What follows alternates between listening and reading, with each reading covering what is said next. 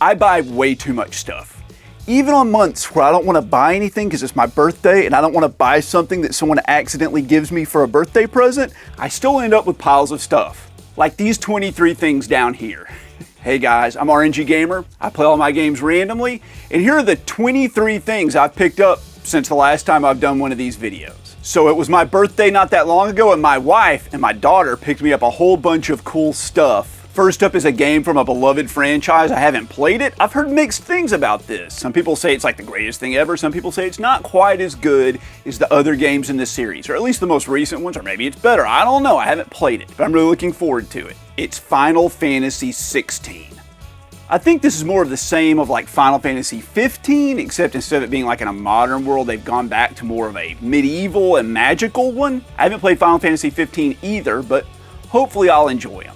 I reviewed Bayonetta 3 on this channel, and I mentioned that in the middle of that game was this weird section that felt really out of place, where it was almost like an isometric, over-the-top storybook section, where Bayonetta's like a young girl.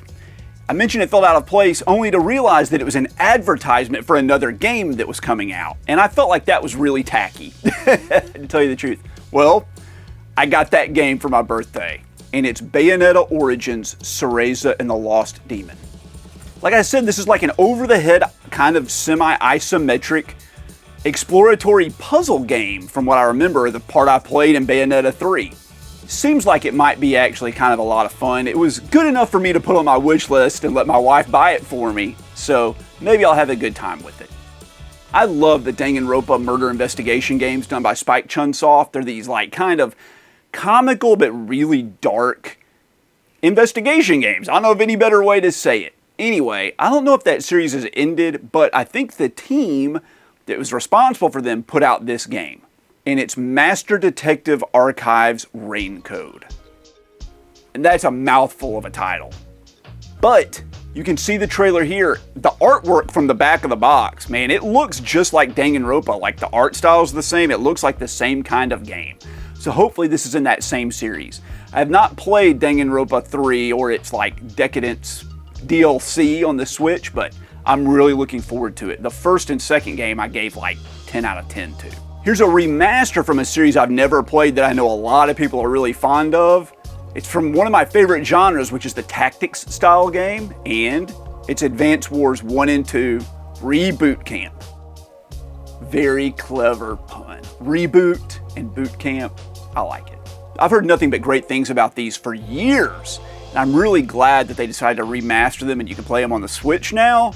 I've heard people say that they're really challenging, despite their cartoony aesthetic, but I can't wait to dive into these. They look really, really cool to me.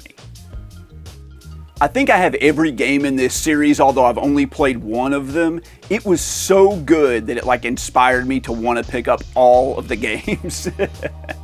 Hopefully they don't let me down and I don't like hate the second game and then I have like 13 more in the series where I'm like, I don't want to play those. But it's Like a Dragon Ishin. This is a spin-off of the Yakuza series. It's like a feudal Japan period kind of retelling of the story, I guess. What I've played of the Like a Dragon / Yakuza series was just so good. I can't imagine it wouldn't be fantastic. And here's the last one from my wife and my daughter for my birthday.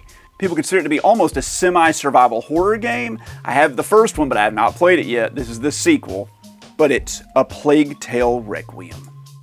And you play as this girl here and her, I guess, little brother. And it takes place during the Middle Ages and there's rats everywhere. And I think they're primarily the culprative enemies in this, right? They're what you're trying to avoid, the rats. And you use the rats to sneak by other people and attack other people and things like that. But I hear it gets really tense. And I'm looking forward to playing the Plague Tale games. Playing the Plague Tale games. Man, that's hard to say. But they do look really cool. So thanks to my wife and my daughter for those. For my birthday, I really appreciate it. Those were like all really high priority games I was looking for, and they knocked off most of them on my list. There's not much left on there. This next one was a birthday gift from my mother-in-law, and it's the most mother-in-law-like game you could ever receive. It's Blasphemous II. If you've seen the art style of Blasphemous, you'll know what I'm talking about. It is not very mother-in-law-like. The first Blasphemous looks really cool, and I've watched a lot of cool videos and reviews about it. Same thing with Blasphemous 2. I haven't played the first one, so Blasphemous 2 is way down the backlog. We'll get to it one day. We always do. It takes a while, but we'll get there. So GameStop was having a buy two get one free sale, and I had my monthly coupon that I had to use, as well as some like reward points I saved up. So I decided to jump in and buy a few games. This first one I got about $20 knocked off the price with, like I said, the reward points and the $5 coupon. Now I already own this sealed on the PS4, but I wanted to get the PS5 version, and this is the one I'll be playing. But it's Ghost of Tsushima, and this is the director's cut. And a lot of people consider this to be like the definitive edition of the game. Now, I know everybody loves this game. I know I'm gonna love it. I'm gonna think it's fantastic, but I wanted to get the PS5 version while I could. It was cheap, it's 25 bucks. And the same is true of this. I received this game on the PS4, I think, as a gift. It's still sealed, I haven't gotten to it yet, but I wanted to grab the PS5 version of it, because like I said, it's the definitive version. And it's Control, the Ultimate Edition. This was done by Remedy, the same people that did Alan Wake, which I really loved. I want to play Alan Wake 2, but it's not coming out physically. I wish they would release it physically. I'd pick it up, but I'm not going to buy it digitally. I'm just not going to do it. It's not physical, I don't get it. But a lot of people have told me Control is one of the most amazing games they've ever played, and I'm really looking forward to it, and I'm glad to have the PS5 version. And this one's going to shock a lot of people. Like I said, it was a buy two get one free deal. So here's the free game. I've also never played any of the games in this series, not once, ever. But it's Tony Hawk Pro Skater 1 and 2, and this is the remaster of it. I know people just love Tony Hawk Pro Skater. I mean, he kind of ruled the skateboarding game world for years, and the skateboarding world, as a matter of fact, for years. I just never played them. I don't know why. I just wasn't into skateboarding video games, even though I did skateboard some when I was younger. Just didn't want to do that. But now I'm really pumped for it. I've heard some people say it's fantastic, and this remaster is like, you know, one of the best remasters ever. So getting it for free, how can you go wrong? If you're liking the content thus far and you want to see more of me, consider subscribing to the channel. And click that bell notification so you know when the new videos come out. They come out every single Saturday, at least. Also, give me a like. That's the best way to help me with the YouTube algorithm. It really lets YouTube know that you like my content. And of course, leave a message below. I'll answer it. I answer like every one of them. The following segment is brought to you by channel member Panels, Pages, Pixels. Thank you so much for your support. I really appreciate it.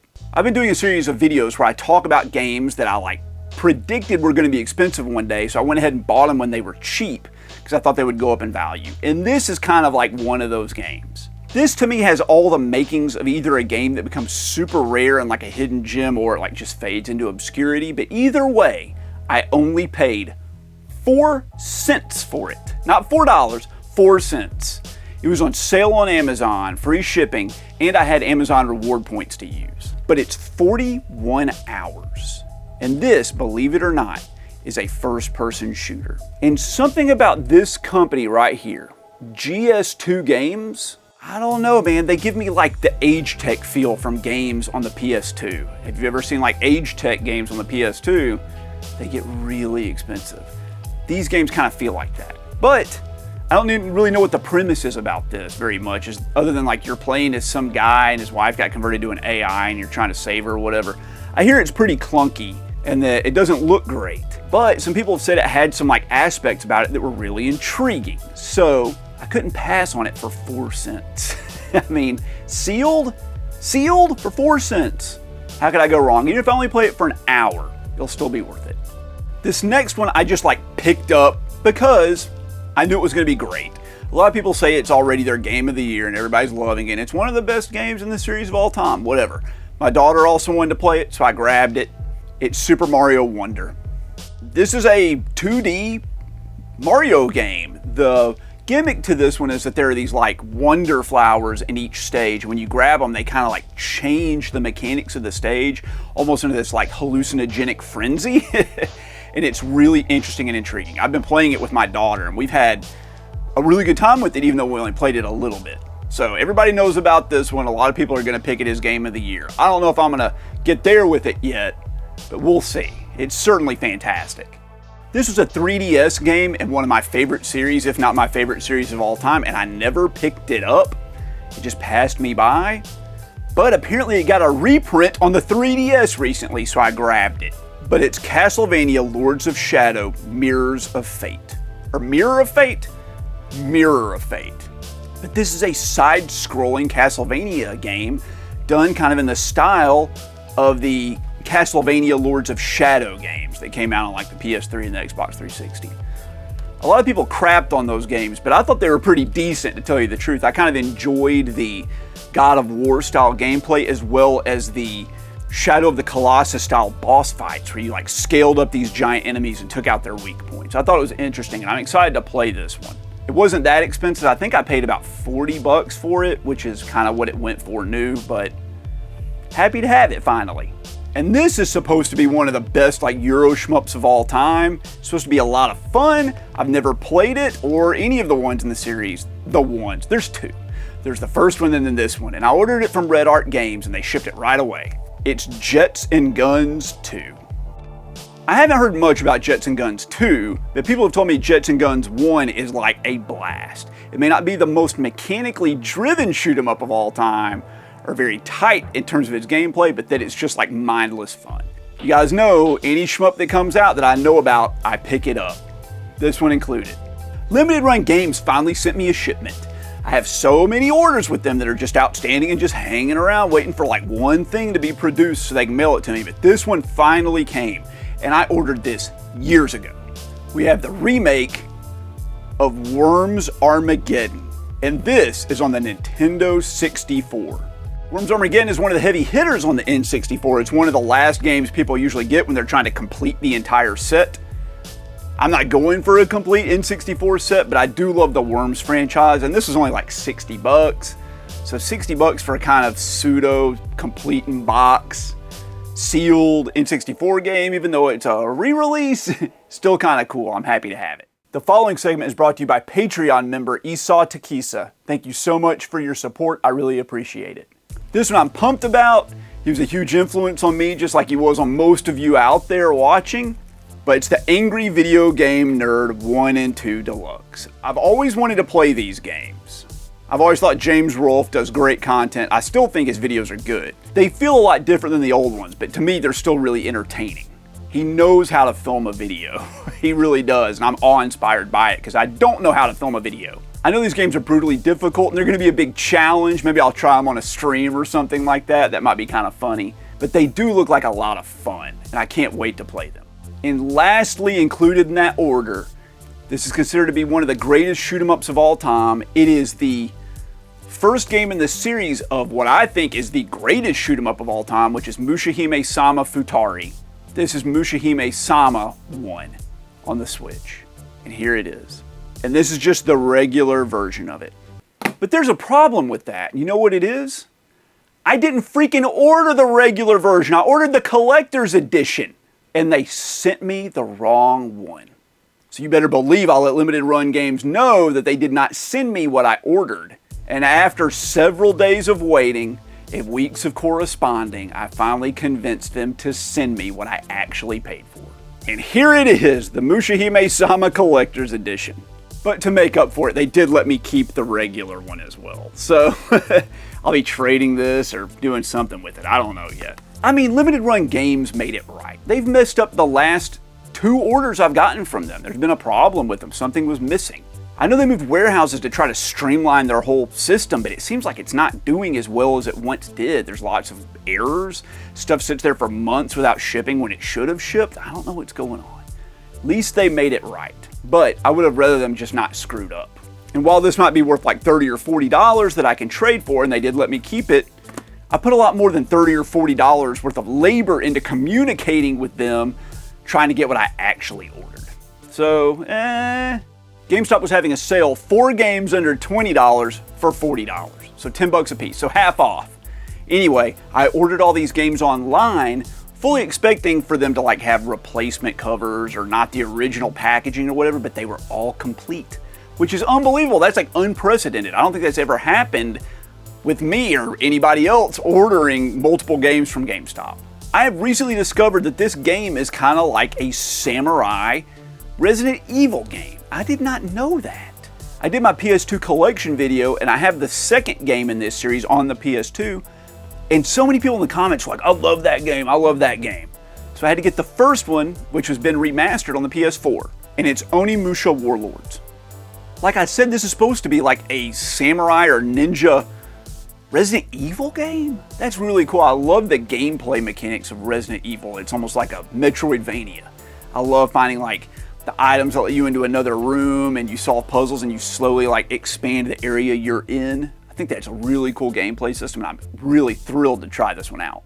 I picked up the first game in this series on the 3DS. It was called like 9 Doors, 9 Days, 9 Deaths, 9 Dogs, 9 Devils, 9 Deranged Delusional Dummies. What was it called? 9 Hours, 9 Persons, 9 Doors. That's what it was called. Anyway, I kind of enjoyed it, but I got stuck and I didn't finish it. I think I was on a trip when I played this, and the battery on my DS, I may have said 3DS earlier, I meant DS, it died and I didn't bring my charger with me. So I just like gave up on the game, maybe? Whatever the case. That game and its sequel were remastered and put out on the PS4 under the non-airy games. Non-airy games. Non-airy means 9. The 9 games. 9 persons, 9 doors, whatever. 9 games.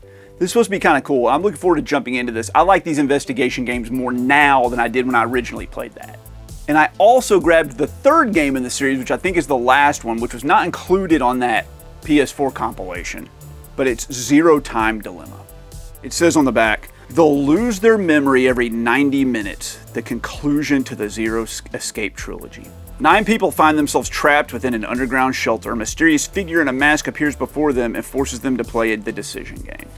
So it's like Saw mixed with Groundhog Day. That's my takeaway from that. Anyway, I'm excited to play these. I say about every game, I am. I don't buy games I'm not excited to play. So let me know if you've played these games down in the comments. Did you like them? Did you hate them? Are you ambivalent? Ambivalent would be weird. You'd be torn in both directions, right? People use the term ambivalent to mean like nonplussed, like they don't have an emotional reaction to it. I believe ambivalent means you're like strongly pulled in both directions. Like your overall emotion's neutral because you have like a really extreme feeling about it one way and a really extreme feeling about it another. Like this had the greatest gameplay of all time and the worst story ever made. That would be ambivalent. But if you're just like, it's meh, I don't know. How'd you guys feel about it? Maybe I'm wrong. If I am, cut that out. But I think I'm right. Okay, the last game in that deal is from a series I have played a little bit of. I played the third game in the series and didn't really like it. I played the first game in the series and I loved it, so I've been picking them back up. But it's Disia 5. And the front of that cover is so busy. It just looks like confetti on the front of it. It's just so much stuff. It has, let's count them. 1, 2, 3, 4, 5, 6, 7, 8, 9, 10, 11, 12, 13, 14, 15, 16, 17, 18, 19, 20, 21, 22, 23, 24, 25, 26, 27. At least 27 characters on that front cover. That says a lot about the Disia games that are just generally designed to be as over the top as you can get it. Like the whole Disia thing is breaking the game. Like you don't just want to level your characters up to level 99. You want to level them up to like 999 million. And every hit does like 40 trillion damage and all this sort of stuff. This is a good physical representation of the mindset of Disia. They are fun though. They are tactical RPGs. Why? Huh?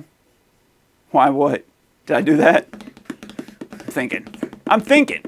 I don't know if you guys know this, but Sony made it so that any PS4 joystick will also work on the PS5. So if you need a PS5 joystick to play a shoot 'em up or a fighting game, you can totally buy a PS4 one and it'll work. So I have needed a PS5 joystick and I've needed a PS4 joystick since I moved my arcade cabinet across the room and it's no longer connected to my PS4. And I found this at a pawn shop for 50 bucks. And it's the Hori Real Arcade Pro 4 Kai. Is that right? Real Arcade Pro 4 Kai. That's it. There we go. Anyway, This will work on the PS5. I'm excited to try it out. I love shoot 'em ups. I like fighting games. I like arcade games. But I like to play them with an arcade stick. I like the gate, and I like the way the buttons feel. And I don't want to play with a controller, man. Tap dodging is really hard with a controller. And it's really hard with an analog stick. I will also say this, and I've complained about this in other videos, that my arcade cabinet that has like really nice arcade sticks built into it, it doesn't have a button for the touchpad. And a lot of these like limited run games, re-releases of Neo Geo games require you to hit the touchpad as the start button, and I just could not play those games on my arcade machine. Well, guess what? This bad boy's got a touchpad right on the back of it. There we go. So we can finally do it. Well, all right, guys, there are 23 more things I've picked up since the last time I did one of these videos. I don't know how long it's been. I think maybe 6 weeks. That's a lot, man. That's like a game or something every 2 days. That's too much. That's too much. I really need to slow down, but like, I just can't. I've got a sickness. I've got a real bad sickness. I love video games too much. Way too much. But if you made it this far, I really appreciate it. I'd like to thank you for doing that. And I would also like to take this as an opportunity to thank the channel members and the Patreons. You can see their names on the screen right now. If you'd like to become a channel member or a Patreon, you can go down to the description of this video and join there, or find me on Patreon under RNG Gamer.